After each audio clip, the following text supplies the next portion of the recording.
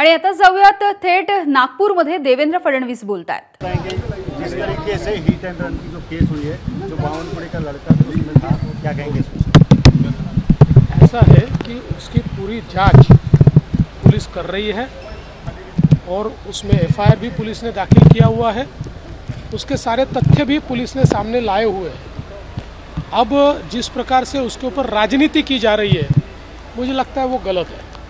इस प्रकार से बावनकुळे जी को टारगेट करने का विचार रखते हुए उसके ऊपर राजनीति करना ये ठीक नाही आहे। सरसंघचालक मोहन भागवतांनी म्हटलं की सगळं काही शिवरायांचं जे आहे ते टिळकांनी शोधून काढलं आहे, विरोधक म्हणतात की महात्मा फुलेंनी शोधून काढलं। मी कोणाचंही स्टेटमेंट ऐकलेलं नाही, त्यामुळे मी त्याच्यावर कुठली प्रतिक्रिया देणार नाही। रोहित पवारांनी एक ट्विट केलं की भाजपला या निवडणुकीमध्ये 37 जागा मिळण्याची शक्यता, त्यामुळे कुठेतरी एक भीतीचं वातावरण पाहायला मिळत आहे।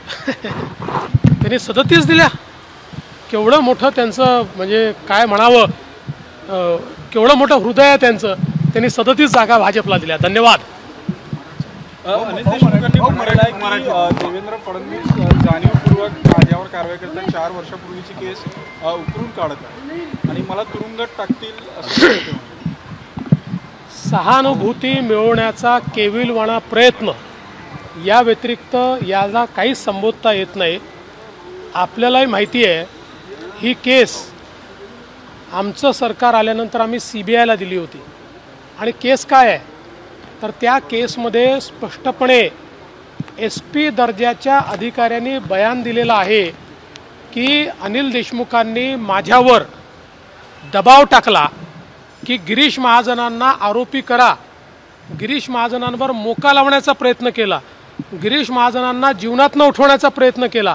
आता त्याचे सगळे पुरावे हे SPनी त्या ठिकाणी दिलेले आहेत, पोलीस अधिकाऱ्यांनी दिलेले आहेत, त्याच्या नोंदी त्या काळच्या त्यांनी दिलेल्या आहेत, वरिष्ठांना जे कळवलं होतं ते त्यांनी त्या ठिकाणी दिलेलं आहे।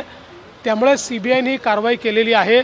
खरं म्हणजे त्यांना पहिल्यांदा या गोष्टीचा विचार केला पाहिजे की कुठलीही चूक नसताना गिरीश महाजनांना जीवनातून उठवण्याचा प्रयत्न जो त्यांनी केला, त्यांनी गिरीश महाजनांची पहिल्यांदा माफी मागितली पाहिजे। मराठीत ABP माझा, उघडा डोळे बघा नीट।